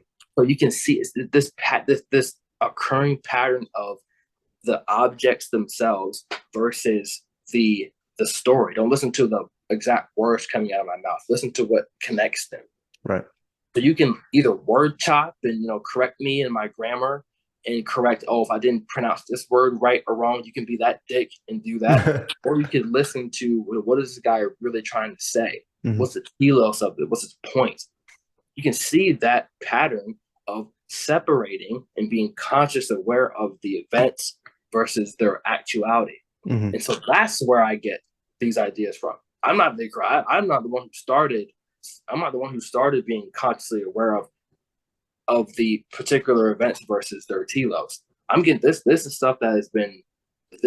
I'm standing on the shoulders of giants Mm. when I present these ideas. So I hope I'm doing something. Hope I'm drawing people back, and I'll always try to credit the people who I'm always trying to credit the idea that Draco or Xenos or Aurelius or freaking Seneca or whatever. I'm always Mhm. trying to credit where the ideas are coming from. I'm not taking credit for any of the stuff. And no, you do a great job of citing your sources, man. Thanks, It's man. commendable. I don't want to be that guy who's like, "Oh, these are all my ideas." Like, Well, it's yeah, not even necessarily that. It goes back to kind of your ethos, which is you want to examine why you think what you think, and you can't do that if you don't know where the ideas you have come from. And so it's a natural second order effect of that examination would be that you have this impulse to say, well, this is the intellectual and moral or intellectual and ethical history from which I draw. That's totally yeah. fine. I do think your point about the Stoics being intentional is very good. And sorry, Uh, not to. I'm not trying to cut you off or make yeah. like a political argument, but when Aurelius said when that comment about sex, I mean, Hmm. or what what what does that sound like? Someone saying, "Oh, sex is just the transmutation of body fluids." What argument does that sound like? I mean, there's a bunch of arguments you can make. You could say that that's When just I mean, it's something that's been popularized. I mean, it just started. I mean, and it just started. But something that's been more current is the whole pro-choice, pro-life debate. hmm, When the whole debate about what is a fetus? right. What is that? Yeah. Now, Aristotle, the more classical version of that wouldn't even be that wouldn't be the question. Right, right, right. That is the problem here. We wouldn't be asking what that is because that embryo in you, he's seen no there just to separate those things is the error. Hmm. Right. That is the error. This is a And compass cells. well, there's many errors in that Yeah, debate, but that is certainly one of them. I would encourage people, because we don't have to, adjudicate the entire history of pro-choice versus yeah. pro-life, though it's an interesting argument, and I'd be happy to delve into it. I would encourage people to check out. You're familiar with Michael Knowles? Like, oh yeah. I can. Okay, so he has a debate with someone who's in medical school, third year, I believe. You know what I'm talking about. I watched it. I watched it. If you can, bite down on your mouthpiece and get through that 2 hour conversation, it is a testament to, I called it, Michael Knowles had the courtesy to allow his debate partner to self-immolate. Yeah, It is quite impressive. Michael Knowles is very smart. He is, yeah. He's very. I think he's the smartest on the Daily Wire group. I think he's smarter than Ben. he's, I think they have a particular just difference in their training. I think that manifests very strongly, but it's interesting nonetheless. And one of my goals is to convince Michael Knowles he's wrong about statistics, but that's because I have a data science and analytics background, separate Oh, issue. what did he say about? Oh, he said. I Well, think he had a video. He said science was fake or something. yeah, I haven't seen that, but he said science is fake. And I know what the point he's trying to make, he's just making it hyperbolically because it's good for the online clicks and all that kind of stuff. But he says Yeah, something that state and statistics share the same root word, and essentially he's making the point that the state or malevolent forces will always find some rationale from which they can draw some smidgen of empirical evidence to support, and therefore we don't have to take statistics seriously. But as far as I'm concerned, that's the same postmodern argument. It's like, oh, well, there's always something that we could use to deconstruct or re-examine. things in a way that makes it look, and you pointed out one of the flaws there, which is that, well, we can't actually conceive of this countably infinite number of possibilities. That's one. The other one is that those kind of countable infinite possibilities, just because they're possibilities, doesn't mean that they all have the same fruit that they bring to bear in the world. And so, that is the answer. Right. And so, so I would encourage people to watch that debate. I think it's a great. You'll get to see a lot of the ideas that Kyle and I are kind of talking to and dancing around as it plays out between people who have this training, or a person who has this training, and someone who doesn't even, in my opinion, doesn't even do a good job defending her position on the scientific merits alone. That will, except for one area, she's a little bit better, but that's an area where she happens to agree with. She said the word unequivocally, I think like 30 times. Yeah. I think she kept saying that word. I was like, she really likes that word, unequivocally. She said it like 30 times. That was really funny. Yeah, it's not really a way to support your argument is not to say that, well, my profession is circumscribed that I'm correct, or you haven't taken a class on this, so you don't know. Now, that might be the case. It'd be good if the classes we had were providing particular training, but that's not necessarily the case. Saying my knowledge and your wisdom don't overlap. This is a separate thing in and of itself, and there's no overlap. Right. Yep.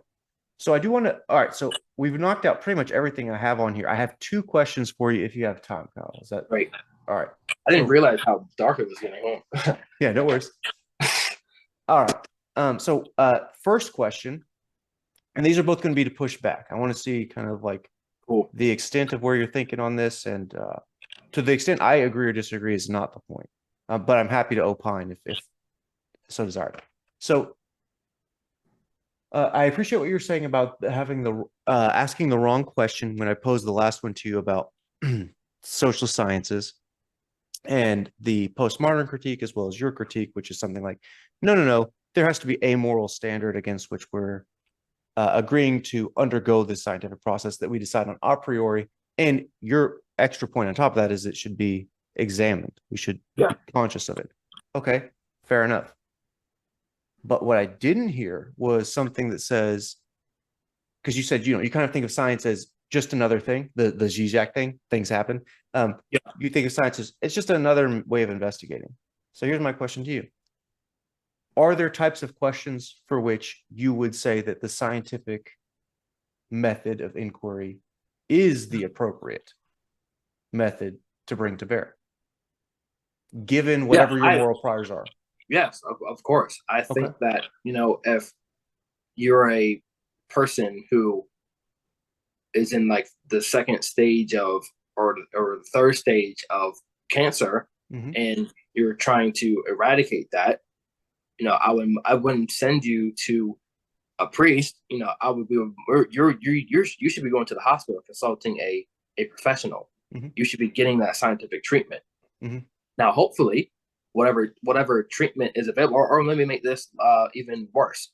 Perhaps you're struggling with your identity as a person. Okay. Maybe you're having feelings. I'm not saying you, but maybe you're having, you're struggling with who you are as a person.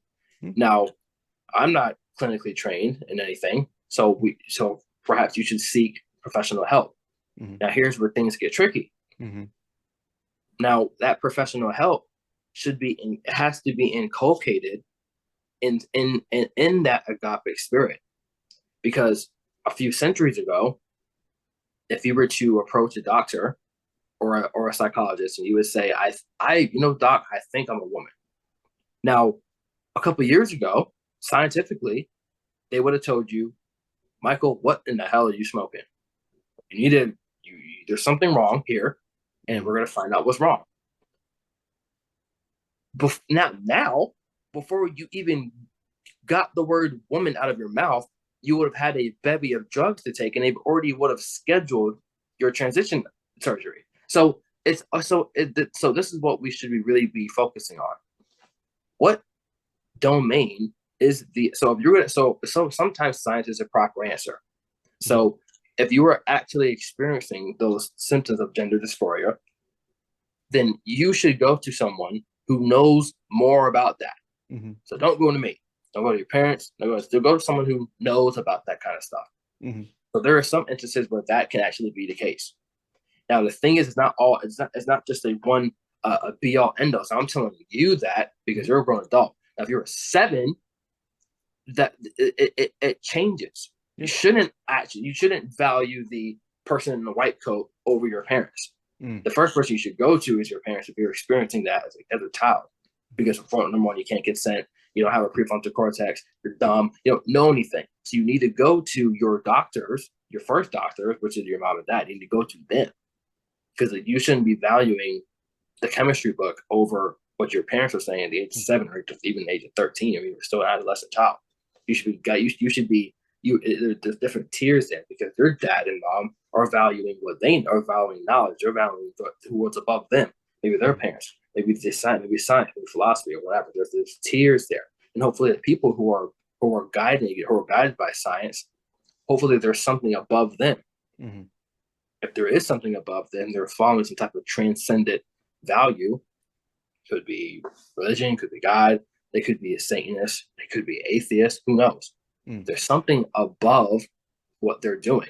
So if I'm a scientist and I have someone come to me with rapid onset gender dysphoria and they don't know what to do, if I happen to want, if I'm a advocate of that kind of stuff, it's in my self-interest to tell you that, oh yeah, this is my chance to parrot all the relevant buzzwords so I can look cool to my coworkers, so I can have this patient, so I can do this, so I can engage in this thing. So there is certain instances where science is a proper answer. When you're developing, when you have a psychological disease, or when you've been diagnosed with something hard like cancer, or something hard like whatever, some type of disease or whatever. For a certain degree, if you're in a car accident and you just lost a leg, like we're not gonna send you to the guidance counselor. You should go get actual medical attention. So yes, there are certain instances where science should come to the rescue. But there is something, obviously, we're going to be redundant here. There's something that should be guided by that help. Are they trying to help you because they want you to be a statistic, or they actually care? In 2020, hospitals were doing something that CDC was following a protocol called postpartum. It was called postmortem studies, or some sort of policy called postmortem. And what they were doing was the bodies that died, and I'm sure you've heard about this, dead bodies that who suffered a car accident, or someone who killed themselves, or someone who got shot, someone who was murdered. When it was called postpartum, I forgot what it was called, something like that. Postmortem, probably. If they found the pathogen, if they found the COVID virus in those bodies, that was being recorded as a COVID death. Right. Yeah. So there's always it's the snake in the Garden of Eden. There's always something there. There's always that deception, that possibility for deception. I'm not going to go on that because we talked about that now. But that's the answer to your question. So yes, science has its purpose. So I think the left has its purpose. I'm not going out. I don't worry about what needy family. I mean, it sounds bad, but I'm not all worried about needy families, or worrying about what gay people are going through day to day. I'm not really worried about trash on the street, like as much as someone like on the left is. I'm not really worrying about a cop not being as nice as they should be. I mean, thank God we have some people who are posting those videos of some guy who's literally innocent of just getting shot. I mean, thank God we have somebody who's mad about that. Sure. Because I'm telling you right now, I'm not worried. I'm not spending my time checking to see if every police officer is doing their due diligence. I'm not checking that. But thank God there's someone is doing that. They have everyone has their role to play. Yeah. Yeah. But it's about I hate this word, about the nuance. I mean, it's about they're playing their role. They gotta play their role. Sure. Well, I think that I agree with you that nuance is a totally overused word, but I think where you use it there is actually appropriate because there's the nuance of each person has, as you mentioned earlier, a subset of things that orientate them in the world and things that they're focused on. You can't say I care about all solving all of the world's problems equally and maximally because that I means mean, you care nothing. about nothing. Yeah, exactly. But there is also nuance between these things in terms of how do we, as a society, say prioritize these things, and does the priority of these things change over time? And then not only how do we prioritize them, but then how do we go about solving them, and what trade-offs are we considering there? So those are all super complicated. And I appreciate you saying that, there's a role for people that disagree with you, who have a different Yeah. perspective and a different set of priorities. Why do you think Truth Social and what was that other one? Mastodon. What was it? Mastodon, the left-leaning one. Yeah, no, it was start with a P. It was Oh, Parler. probably yeah. Why do you think those apps just? I mean, we say that these we got to do something about these people. We it's like a love hate relationship. Like you don't want to be in like some gigantic echo chamber where everyone just thinks the same exact thing. Everyone says the same No, thing. Like, no, that just we don't want that. no. I agree. I think there are some people who should have the ability to turn off the vitriol on social media if that's what they prefer. Yeah. But no, most of the times people want to run into actual interesting ideas, and interesting ideas are ones that are not I mean obvious. that is a virtual nationalism. Mm, They made their own world right. of everyone who values the same thing and does the same stuff. That's what alt-right nationalism is. That's what Parler was. So I'm not familiar enough with Parler to know whether, I mean, we have one as Freedom Cast because we have every freaking Yeah. social media, but It was a conservative social media platform. yeah. Well, is there a difference in your mind between conservative and alt-right nationalism? I think yes. So the alt-right nationalists would say that wokeism and leftism has no space, Mm, and they need to. I mean, there are people who are arguing for the sedition of states. mm, Florida should go off in his own thing. It's like this is insane. yeah. So that's not conservatism. I don't think that is because I don't Mm, think the founding fathers would ever say anything like that mm, about the country pulling apart and deviating and doing all. I don't think mm, that doesn't that's this is out of the question. I think conservatives where they differ is they're saying that our values matter and we should hold on to the Constitution mhm. and we should be weary of change. Not all change is good. Right. And the alt right would say we need to destroy these libs and get rid of them because they're harming our society. Mhm. And that's why I was just having this conversation with the person before you. I'm more classically liberal because I'm open. I mean, just temperamentally, just speaking like purely Right. like that type of way. So I care too much about what people say to be a conservative. Mhm. And I don't think that, and I think appealing to a constitution in a way is almost a fallacy because, I mean, it was written in there. There's a few, I mean, like we don't have to go into all that. I mean, there was a law that said, you could own me. So it's like, are you saying that, Right. the Constitution and the laws, what's the written word is the be all end all, or is it the transcendental spirit that that stands above that? Because then it didn't say, it didn't say our government given rights that our government inalienable rights that should not be Right. trying to say our God given rights. So God-given. I mean and even though there's a description that they weren't really whatever, and even that is just an argument. I mean, Mm. were they? I mean, who knows? And some people say that they were, I think, like deists or something. Some people say that they didn't really. I don't know. I don't know. I'm not educated The about point that. is that it government isn't the source of your rights. They're natural Yeah, but rights. it's the government is not. Like, they don't tell me what is truth or not. Like that is it's a transcendental thing that tells me what truth is. Yeah. The government's just they're the middle people. There you go. There to adjudicate right order, something like that, or ordered liberty. Okay, so we've touched on pretty much everything. Last thing here. So you mentioned several things that I disagree and agree with throughout. One thing that I want to touch on is people who listen to this who are not from a background similar to yours or similar to mine. What they might hear is they might hear some things that they say like, "Oh, Michael said X or Kyle said X." I want people to consider things appreciate the distinction between the universal and the general. Yeah. The universal is something like unmoving, um, as if law, essentially, as if a law of the universe. General is something that tends to hold. It's not even necessarily a prescription. It just says this is typically the case. And so I think people will do very well on all sides. Actually, I see this would be a good piece of advice. When someone says something you disagree with, appreciate that they might not be speaking universally, but speaking generally.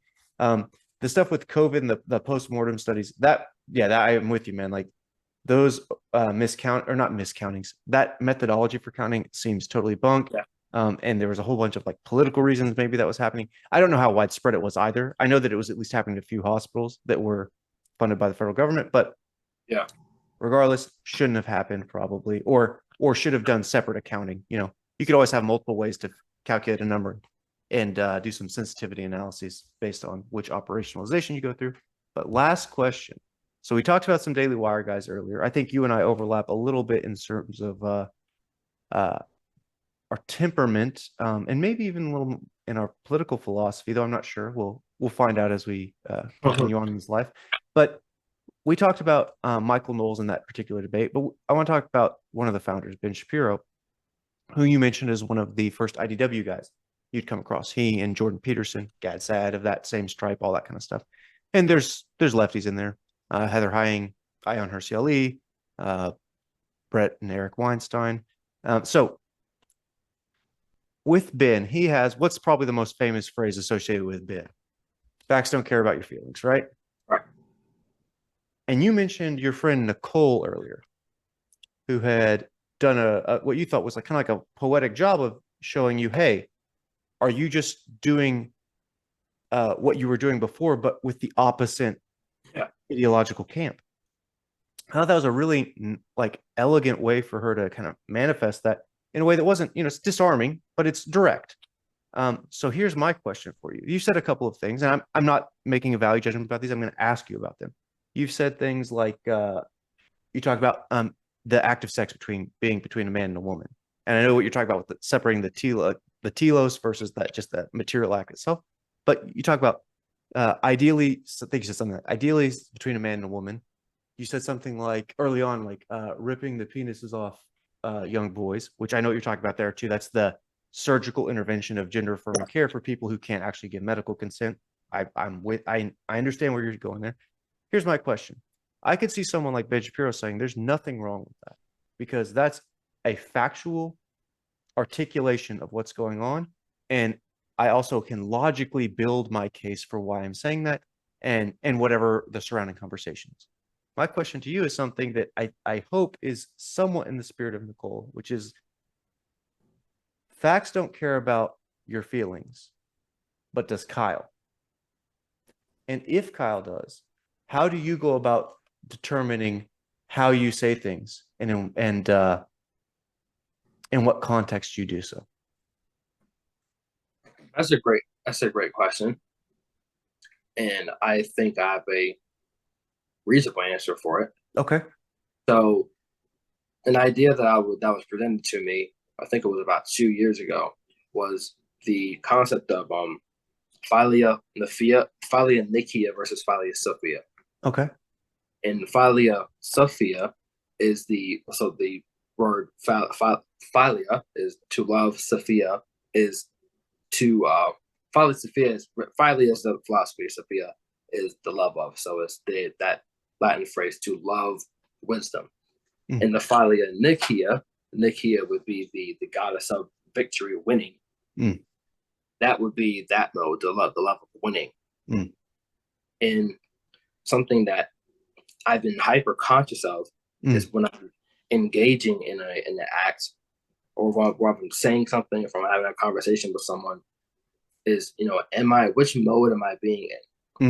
Is this philia Sophia nature? Are we in the dialogos, or are we engaging in the pathos? Are we engaging in a antisocial, introverted, instrumental word battle, word war?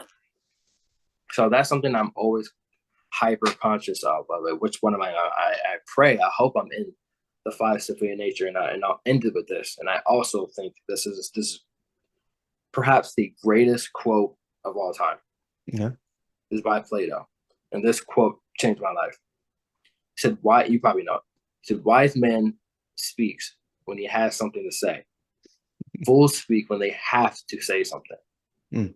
And that is like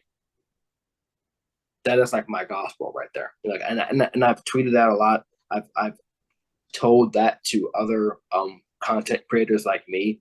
Like there's there's someone I follow who she has great content, but I'm like, you ever ask yourself, do you think that when you tweet or when you make these videos, do you think did you have something to say about this, or did you have to make a comment on that?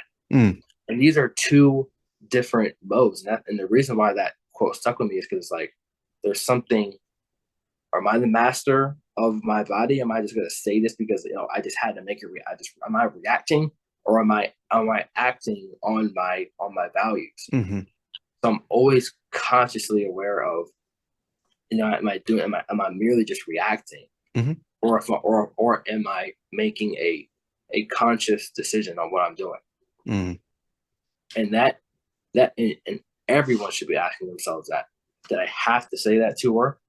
Mm-hmm. Did I have to act that way? Mm-hmm. Or did I have something to say? Or do I have to do I have to do this? Mm-hmm.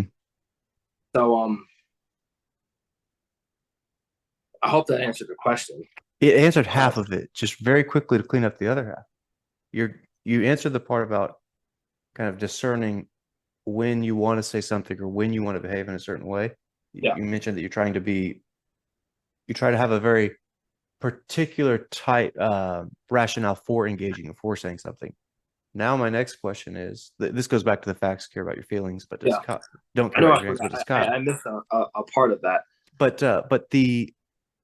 So that does Kyle care about your feelings? So let's say you have something to say. Yeah. Right? So you've determined, okay, we're in this philosophia frame. Being silent is not an option. You've determined that. Now there are those who would say, okay, say what you need to say it forthrightly, no problem. And there's those who would also say, okay, be careful how you say what you need to say. Yeah. Which of those camps do you fall in?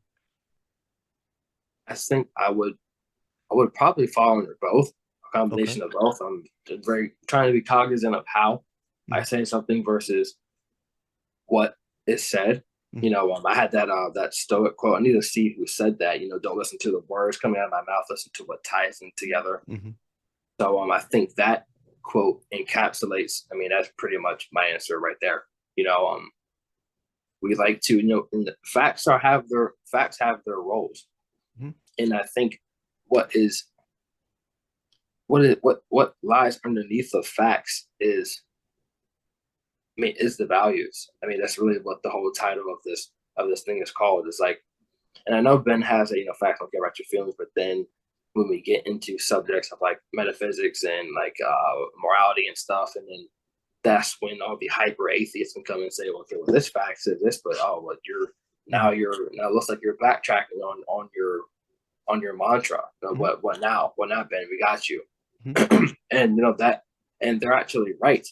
Like, facts don't care about your feelings. Mm-hmm. But he never said that. It's not a zero-sum game. He never said that one was more valuable than the other. He just said that facts exist in a domain that are outside of our feelings. Mm-hmm. And feelings exist in a domain that are outside of the facts. He never said that one was worth more, or we should pay attention to one more than the other. And something that, and this is also why I'm not conservative, because sometimes people will take that ethos of facts don't care about your feelings. Oh, I don't want to hear it. Well, that's the facts. It's like, well, if that's what we're going to go by, mm-hmm. then like, where's your argument for morality then? Like, if we're just gonna hyper focus on knowledge, gnosis, knowing, if we're gonna place that at the highest, then what is your arguments against totalitarian regimes that place science at the top of their pyramid. Sure. That At least. that place knowing that no what you're what now? Mhm. It's the same argument with adhering to the Constitution, right? Adhering to what another piece of paper, even adhering to the Bible. Like I mean, when people you'll see some people argue, literally use the Bible to make their points with every single thing.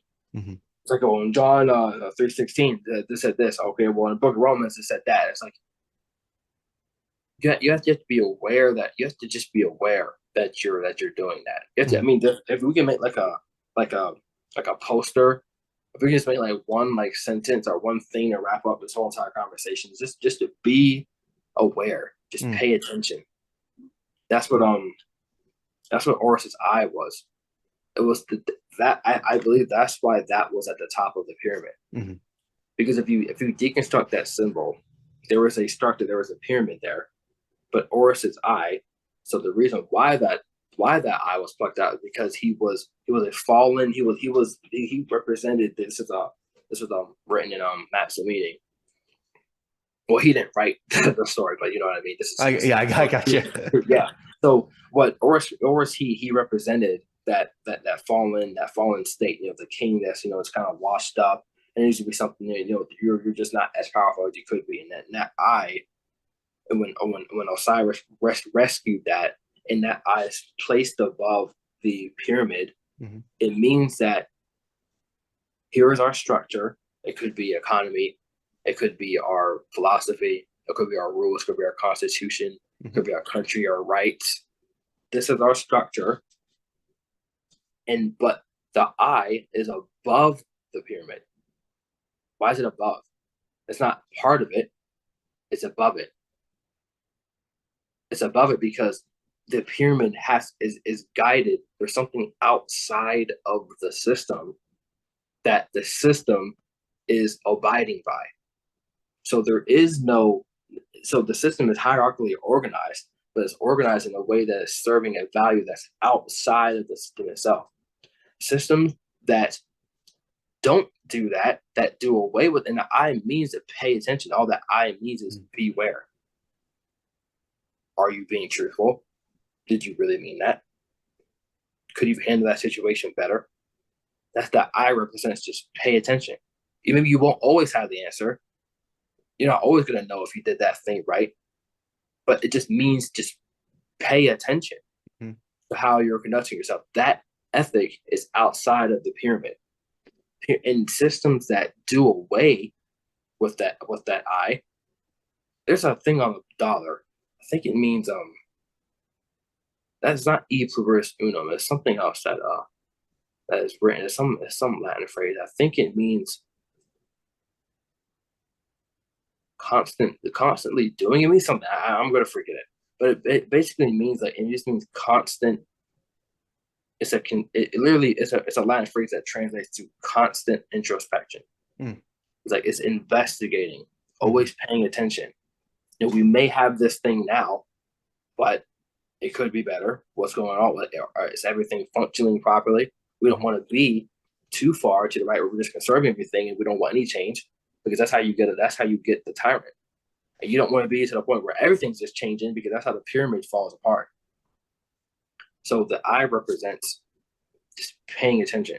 Are you paying attention to the fact that kids are now killing themselves at a significantly higher rate than they were? You're paying attention to that, despite your system that tells you that this methodology is the quote unquote best methodology to use in this particular instance. Are you paying attention to the fact that people that were now on our cell phones more than we're actually speaking? Are you paying attention to are you paying attention to these things? Are you paying attention to, when you're at this pride parade, how many people you're lusting over besides me? Even if you do go there with your significant other, are you paying attention to what's actually going on? Are you paying attention to the meta issue? Well, no, we're just at the parade. Well, no, I'm just doing my thing in and of itself. Well, no, this is just my thing. It's just my thing, and there is no purpose. We're doing it for its own sake. You're going to. I mean, this it's a common theme that we've been talking about this whole entire time. You know, Mhm. the things that are existing in and of themselves. Go ahead. You have your thing. You go ahead, do your thing. Don't pay attention to how it can consume your entire life. Mhm. Yeah, I mean, you mentioned the Pride Parade. We could use a heterosexual example in the just a guy and his friends going to Hooters and they're all married. What do you think that's just you going for a meal? Are you sure? Are you certain about that? So I'm Yeah. with you, man. Okay. Well, this was excellent, Kyle. I do want to plug one book, maybe, and I'm going to ask you to plug everything that you want to plug. I want to, if you have not already, because you're a vociferous reader, as far as I can tell, Nis, Nicholas Taleb. He's the guy who popularized the Black Swan. He's a former Wall Street quant and empirical philosopher, I would say. He Yes. has a book series called The Incerto, and the first book in that series is Called called what? Incerto. I-N-C, Shirt. yeah, Incerto, Incerto. Um, but he's Italian word. yeah. What does that mean? I have no idea. I don't know what the Incerto is. But it's a 5-book series. And the first book is called Fooled by Randomness. And I think that it's a bit different in flavor to a lot of what you draw on, but it also has embedded in it a lot of the same critiques of like this hyper rationalistic we know more than we think we know, or we think we know more than we know, rather, uh, type of worldview. And he comes from Wall Street quants, and he's a very big statistician type guy, but he also has this empirical philosophy. I think that book would be interesting, Cool. if nothing else, because I think you guys share some of the same critiques. And he also has this same notion that I think you've advocated a couple times here, which is there can be embedded wisdom inherited through the ages or through experience that doesn't have to be rationally explained in some sort of material scientific process in order for it to be true, or at least for it to Yeah. be effective. I mean, not only does it not have to be, it can. That's interesting. Sorry, I think I just unlocked like another hour of Yeah, I know. conversation. All I right, didn't mean to say we'll that. do this again for sure. So we'll pick up with that. But before we go, I want to offer anything you want to plug before we adjourn. I don't have any like New York bestsellers uh to encourage anyone to go read. But we'll take a I feel as if we were slightly being a dead horse. I encourage anyone who to read. It's hard. It's a hard book. Carl Jung's Psychological Types. This was a book that he published in the 20th century. I believe it was like somewhere in the 1930s. I think 1938. Could be wrong about that. Mm-hmm. Maybe the translation was translation. It was 19 something, and then it was translated in 1921, and that's what was translated in English. That's when it started spreading or whatever. In this book, Psychological Types, Carl Jung was a person. I don't know if anyone listening to this or not, but he was the one who derived the words introverted and extroverted. He was the one who created that kind of model of viewing different people. And I've been talking about introverts and extroverts for like a year now. I'm starting to like, I want to specialize in that. I'm thinking I'm really, really interested in that. We didn't talk about it at all. That's a good thing because I probably would have talked about it for the entire time. But I believe that this is, if I haven't said enough like radical things on this podcast yet, here's one here. I'm just going to add the cherry on top. I think that a lot of people got that wrong, what introverts and extroverts were. I'm not saying that I have the right interpretation. Okay. I'm just saying that a lot, I think, from what I've seen, but people from the colloquial sense, how people just averagely use those two words is not right. I think people should read Psychological Types, but even if it's a hard book, I'm just going to be straight up. It's not hard, but it just requires your attention, like anything else.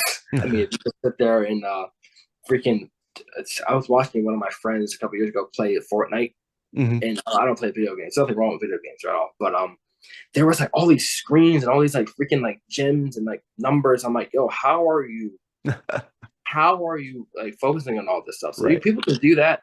They can sit down for a couple minutes and just read Black black words on a white page. They can do that. They can focus on all this stuff on the screen and use a thing, and like that requires so much more like resources, like cognitively, than just reading a book. It's like it's so cool. But anyway,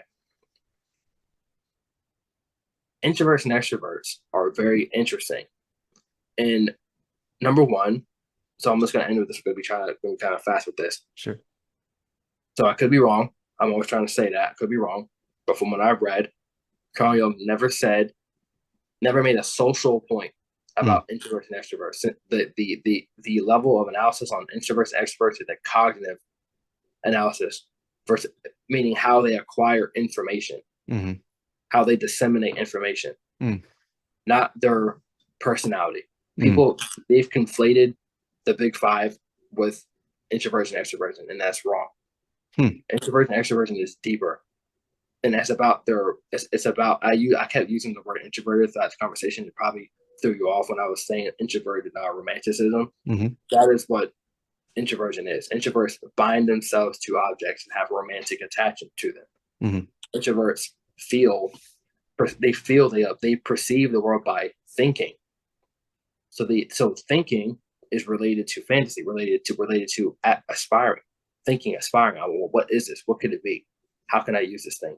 What is it? Exactly. Like your hand on the chin. Exactly what you're doing right now. What is this thing? That is an introverted cognition, and that is why introverts are shy, because they require a romantic attachment to an object, a person, idea before they have that more everyday situation. Extrovert is complete opposite. They abstract from the object, so they just need something to talk to. So people think that they're not just talking your head off because they're interested in what you have to say. The introvert is not interested about you. They just need something. They abstract from the object. They say, "Oh, how can I get this another way?" How can they're guided by pattern recognition. They don't care if they're not romantic about the objects. So that's the difference. So I'm just that's a little teaser there. But he never made social points about being like, and that's why they like to talk. Because after I talk your head off, and you nod your head a few times, and you show like you're not interested in talking to me anymore, I'm going to say, "Okay, Mike, we'll see you," and then I'm going to go talk some else's head off. Interesting. That drives that social interaction. But psychological types, highly recommend you read it, and it's hard. But psychological types, Carl Jung, no problem. I've got a list of. We'll discuss when we after we adjourn. I'll send you an email. But I've got a list of Incerto. Yeah, that's the book series, but the specific book is called Fooled by Randomness. Fooled by Randomness. Cool. All right. Yeah. But all right, Kyle. Everyone, make sure you check out Well-Rounded Fool, the lecture series on YouTube. And until next time.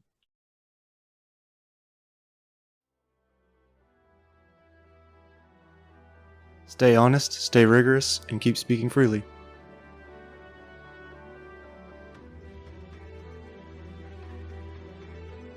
From Is Taught is a FreedomCast Network production.